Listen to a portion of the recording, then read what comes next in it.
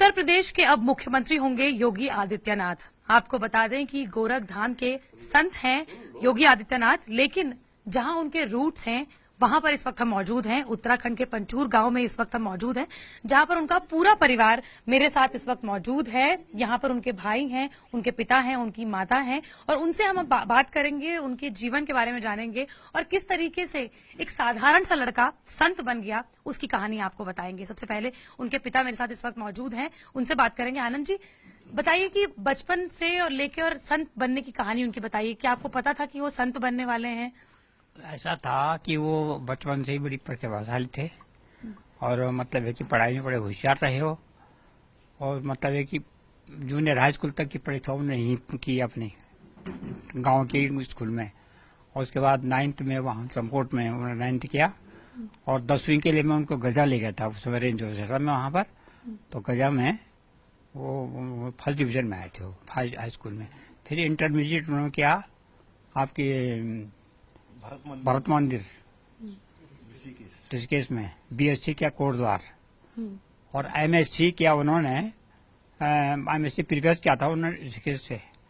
तो तब तक तो ये भावना थी नहीं, लेकिन अपनी माँ से कहते थे कि मैंने सेवा करनी है, जनता की सेवा। तो 1993 में उनका परिचय अविनाश से हुआ। उस समय सांसद थे वो, तो दिल्ली गए क्योंकि आरएसएस से जुड़े हुए थे। तो उन्होंने कहा भाई मेरा उत्तराधिकारी बन जाओ। तो उन्होंने कहा ठीक है। तो उन्होंने कहा घर पूछ के आओ। अब घर में आए वो 1993 में, यहाँ चुनाव वनाव चल रहे थे ना, उसमें प्रचार में भी रहे हो। तो फिर अपनी माँ से पूछा, तो उन्होंने कहा ठीक है तुम चले जाओ गोरखपुर। अब उन्होंने समझा कि कोई नौकरी के लिए जा रहे होंगे, लेकिन मैं उनको सड़क पर छोड़ने गया तो कहने लगा पिताजी मैं वहाँ जा रहा हूँ।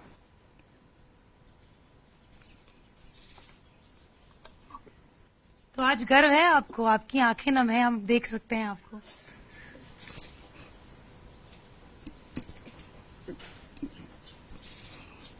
यूपी का सीएम जो उत्तराखंड का भी कभी हिस्सा हुआ करता था, उत्तराखंड खुद यूपी का हिस्सा हुआ करता था, आज उसके सीएम हैं आपके बेटे। उसके सीएम है। आज मैं बहुत खुश हूँ, मुझे प्रसन्नता बड़ी भारी है कि वो उस पद पर पहुंच गए।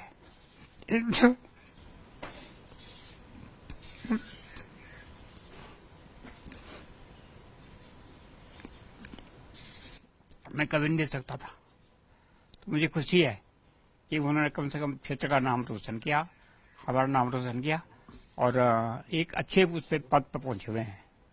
तो उनकी पहले से भावना ऐसी थी कि मैं जनता की सेवा करनी है, और वो अवसर आ गया है। मेरा उनको यह कहता है कि देखो सेवा करो, लेकिन ऐसा करो कि सामाजिक एकता। और न्यूज ने वही नारा दिया बाद में, सबको साथ लेके चलो। तो वही उनका प्रोग्राम बन गया, सब ठीक ठाक है। और कल आपने इंटरव्यू सुना होगा उनका, तो उस समय वही बोल रहे थे वो कि हमारा एक ही प्रोग्राम है, हम सबके साथ सबको लेकर के चलेंगे। तो मुझे उम्मीद है कि वो बड़ी सफल सीएम होंगे उत्तर प्रदेश। ये कहा जाता है कि जब भी किसी शहीद के बारे में या किसी बलिदानी के बारे में या किसी संत के बारे में कहा जाता है, तो कहा जाता है कि संत हो लेकिन अपने घर से ना हो। लेकिन आपके घर से एक संत हुआ है, अपने बच्चे को हर कोई मैरिड लाइफ देखना चाहता है, उसकी सुख शांति चाहता है। तो ऐसे में टफ डिसीजन था कि क्या करेगा, एक अलग जगह में, उत्तराखंड से बहुत दूर गोरखपुर है, वहां पर जाके रहेगा, वहां पर किस तरीके से काम करेंगे, इस तरीके की कोई भावना थी आपके अंदर? मेरे अंदर थी, हमें दुख तो हुआ, लेकिन अब इतनी प्रसन्नता हो रही है कि हम भूल गए सारे दुख को। इतने दिनों की, इतने सालों की जो आप लोगों की तपस्या थी, अब वो सफल हुई। हाँ, वो सफल हो गई बिल्कुल। और जैसे शास्त्र में कहा गया है ना कि परिवार में एक संत जो है वो कई खानदान को तार देता है, तो वही बात है। और मुझे खुशी है कि वो जो हैं इस समय मतलब है कि देश की सेवा में लगे हुए हैं और अच्छे पद पे पहुंच गए हैं, और जनता के मतलब है कि बड़ी जनता उनको बहुत चाहती है। इसलिए आपने देखा होगा कि अभी वहां से जो आए थे ना, यहाँ कैंडिडेट बना करके भेजे थे, सबने हाथ खड़े कर दिया अपने कि हमारे बस का नहीं है। वहां तो बिल्कुल रहता कि केंद्र में मोदी और यहाँ योगी चल रहा था। मुझे बड़ी खुशी है, और मैं तो कल से बहुत खुश हूँ। आते हैं कभी गांव, आते हैं आप लोगों से मिलने आते हैं? आते हैं, कोई हमारे यहाँ मुझे कार्य होता है, कोई शादी शुद्धि में आए थे, तो ये छोटे इसकी शादी में आए थे वो, 400 आदमी रहे यहाँ, आते हैं जब बुलाते हैं हम। अवैधनाथ जी ने कह रहा था उस समय जिस समय हम वहाँ गए थे, कहने लगा ऐसा है इनके लिए कोई प्रतिबंध नहीं कराने के लिए, घर आएंगे ये और आप लोगों से मुलाकात करेंगे। मैं भी जब से वहाँ दिल्ली जाता हूँ, कभी कभी जब वो रहते हैं ना सांसद, तो मैं दिल्ली जाता हूँ, दिल्ली मुलाकात होती है, सारी बातें होती हैं, लेकिन हम उनके कार्य क्षेत्र में डिस्टर्बेंस नहीं करते।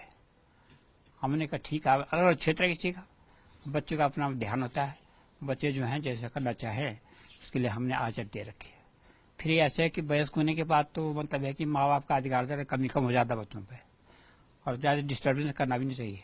बच्चे अपनी इच्छा से काम करें तो बड़ी अच्छी बात है। बस ये है मेरा। अच्छा, उनपे सांप्रदायिकता फैलाने का भी बार बार उनपे आरोप लगता रहा है कि मुसलमानों के साथ भेदभाव करते हैं या इस तरीके से। आप जब इन बातों को सुनते हैं तो क्या क्या महसूस करते हैं? नहीं, ऐसा है कि ये अवैधनाथ जी के टाइम से भी था ये, जिसमें अवैधनाथ जी थे वहाँ जीवित, तो वो चुनाव में खड़े होते थे तो कहते थे कि मुसलमान भाइयों मुझे वोट दे कलंक मत करना।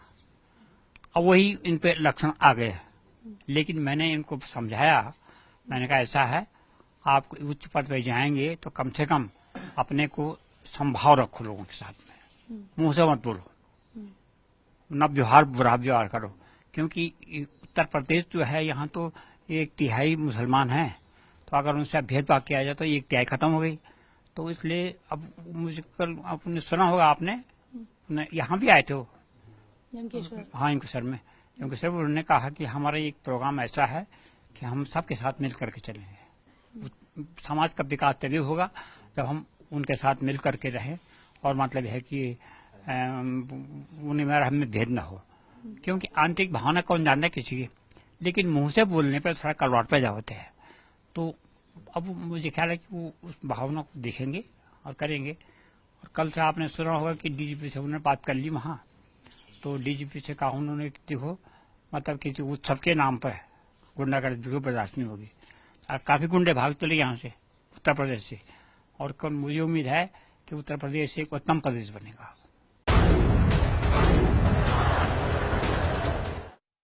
आंखें बहुत नम है आपकी, और हम देख रहे हैं आपको, बेटा जो है वो सीएम बन गया है।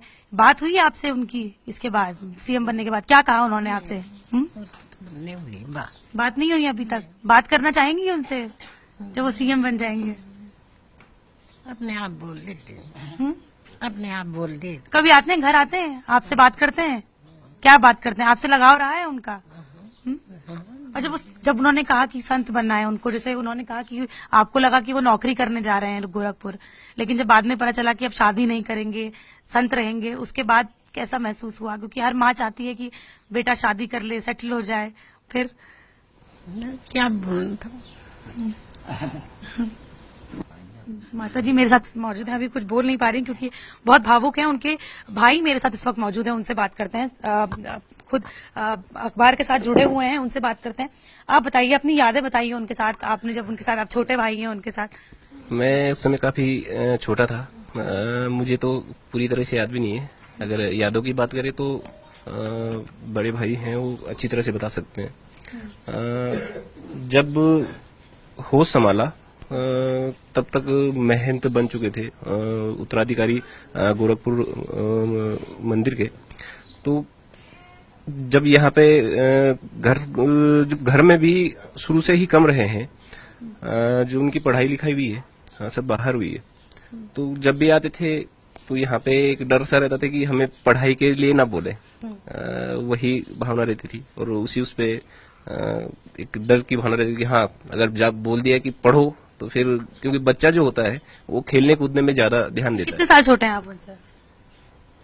मैं 14-15 साल छोटा हूँ। आप लोग गांव में रहते हैं, एक जो आप लोगों का जीवन जो पहले था उनके समय पे, आप आज भी उसी पर कायम है। कभी मन नहीं हुआ कि आप उनके साथ जाएं, उन्हीं की जो उनके साथ जीवन है, या उनके सांसद होने का आप लोग भी लुत्फ उठाएं?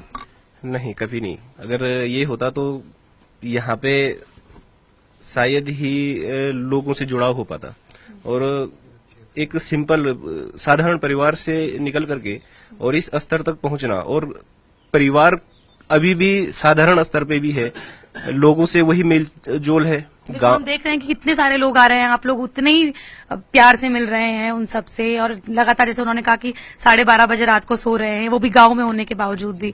तो ऐसे में क्यों सांसद होने का आप लोगों ने भी ये नहीं सोचा कि आप लोग भी दिल्ली सेटल हो जाएं या गोरखपुर सेटल हो जाए? अगर सब यहाँ से पलायन कर जाए तो फिर पहाड़ों में रहेगा कौन? और यहाँ पे जो उनका मूल उद्देश्य था, जब यहाँ पे पहली बार आए थे तो उन्होंने यहाँ के पहाड़ों की स्थिति को देखा कि बिल्कुल बंजर पड़े हुए हैं खेत। उन्होंने कहा कि यहाँ पे पेड़ लगाइए आप लोग, और यहाँ पे पशुपालन को बढ़ावा दीजिए, इससे जो पलायन है वो धीरे धीरे करके रुक जाएगा। तो अगर सब लोग यहाँ से चले जाएंगे तो फिर यहाँ पहाड़ों में रहने का औचित्य क्या है? जो उत्तराखंड है, उत्तराखंड बनाने का उद्देश्य यही था कि यहाँ के जो लोग हैं वो यहीं पे रहें। और हम भी चाह रहे थे कि हम यहाँ से देहरादून या ऋषिकेश चले जाएं, लेकिन पिताजी ने कहा नहीं, यहाँ पे रहना है, गांव में ही रहना है, गांव में ही रह करके, क्योंकि हमारी जो रिश्तेदारी है, हमारे जो लोग हैं वो सारे गांव में ही हैं।